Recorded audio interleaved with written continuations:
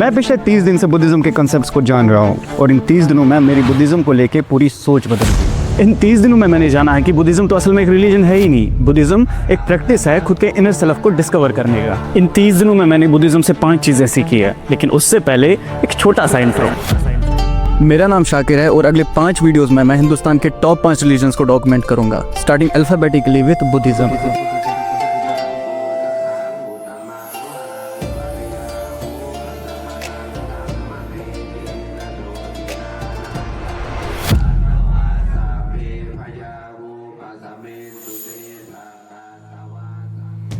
2500 साल पहले इस आइडियोलॉजी की बुनियाद सिद्धार्थ गौतम नाम के एक व्यक्ति ने रखी थी। अनफॉर्चुनेटली उनकी पूरी स्टोरी तो एक वीडियो में कवर नहीं कर सकता, पर मैं आपको ज़रूर बताना चाहूँगा कि मैंने बुद्धिज़्म से क्या सीखा है। बुद्धिज़्म में आप गए हुए कल और आने वाली कल की चिंता नहीं करते हैं। बुद्धिज़्म आपको सिखाता है इस मोमेंट को फुल्ली कैसे जी सकते हो आप। बुद्धिज़्म मानता है कि ना अपने पास्ट में जा बैठो, ना अपने फ्यूचर के ख्वाब देखो। आपके पास बस ये एक पल है, जो इस पल को सच में देख पाया उसको रास्ता मिल गया। Buddha says, do not revive the past, nor build dreams on the future. The past is gone, the future is not yet come, but the present thing, as it is, whoever sees it right here, they have found the way.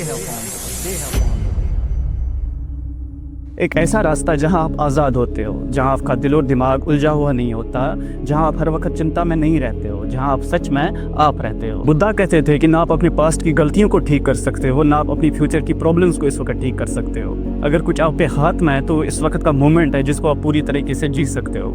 लेकिन Buddhism आपको सिर्फ इस moment को देखना नहीं सिखाता, Buddhism आपको इस मोमेंट में खुश रहना भी सिखाता है, और इन खुशियों का रास्ता सीधे आपके दिमाग से जाता है। बुद्धा कहते थे कि जब आपका माइंड प्योर होता है तब खुशियां आपका ऐसे पीछा करती है जैसे साया जिस्म का। The Buddha used to say, if you act with a clouded mind, sufferings follow you like the wheel of the cart follows the ox. But if you act with the pure mind, happiness follows you like your own shadow, never leaving. This explains why two people can be in the same place and one is miserable while the other one is peaceful. The difference isn't the place, it's the mind.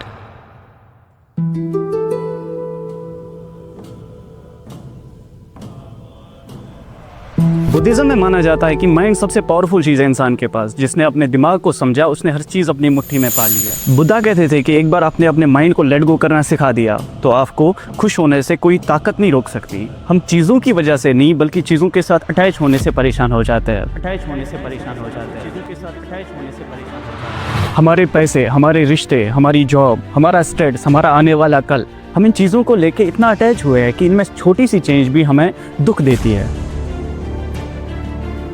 Buddha कहते थे कि हमारी सारी sufferings का कारण सिर्फ एक बात है कि हम कहते हैं कि ये मेरा है और ये मैं हूँ, जबकि इस दुनिया में कोई चीज़ परमानेंट है ही नहीं। आपके रिश्ते ख़त्म होते हैं, आपका पैसा ख़त्म होता है, आपकी जॉब चली जाती है, कोई चीज़ आपके पास परमानेंटली नहीं रुकती। किसी चीज़ के होने पे आपका कोई हक नहीं है। तो हमारी सारी सफरिंग्स का कारण यही बात है कि हम अपना हक समझते हैं हर चीज़ पे, और इस बात ने मेरी पूरी सोच बदल दी।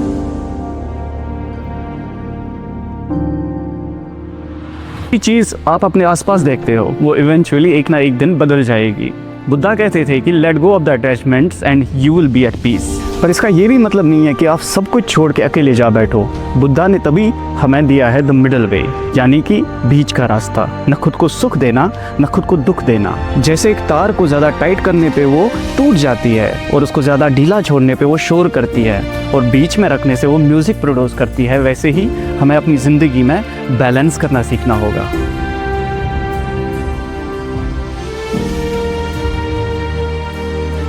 बुद्धिज़्म बाहर जाने तक का रास्ता नहीं है। बुद्धिज़्म आपको वो रास्ता देता है जो आपको खुद के अंदर ले जाके अपने आप से मिलाता है।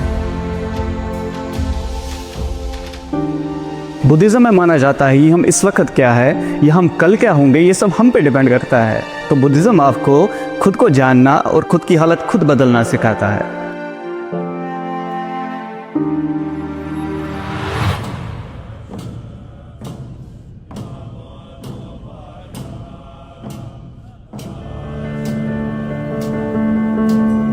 बुद्धा ने कहा है कि हम हर वक्त जल रहे हैं। हमारी आंखें, हमारी बॉडी, हमारा अंदर, हमारा बाहर हर वक्त एक कंटिन्यूस फ्लेम पे होता है। ये फ्लेम है ग्रीड, गुस्से और डिल्यूजन की। बुद्धिज़्म में माना जाता है कि जब हमारे अंदर ग्रीड यानी कि लालच होती है तब हम अपनी आज़ादी खो देते हैं। तब हम उस ग्रीड को फुलफ़िल करने के लिए मटेरियलिस्टिक चीज़ों पे डिपेंड हो जाते हैं, और तब हमारी खुशियों के रास्ते बंद हो जाते हैं। और बुद्धा ने कहा है कि इस ग्रीड का दवा है दाना, यानी कि चैरिटी। जहाँ आप लेने का एक्सपेक्ट करो वहाँ आप चैरिटी दे दो। और बुद्धा ने कहा है कि चैरिटी सिर्फ पैसों से नहीं होती, चैरिटी आपकी कमज़ोर के साथ खड़ा होना भी होता है, चैरिटी आपकी सच बात औरों तक पहुँचानी भी होती है। इन 30 दिनों में मैंने जाना है कि बुद्धिज़्म आपके अंदर की नफरत और आपका गुस्सा ख़त्म करना चाहता है। In fact, Buddha used to say, holding on to anger is like grasping a hot coal with the intent of throwing it to someone else. You are the one who gets burned. पहला ये नफरत, Buddhism का जो dictionary होता है, ये नफरत कोई वर्ड ऐसे नहीं है। अच्छा, ये जो नफरत होता है ये सब कोई हमारा बुद्धिज़्म का डिक्शनरी में नहीं है।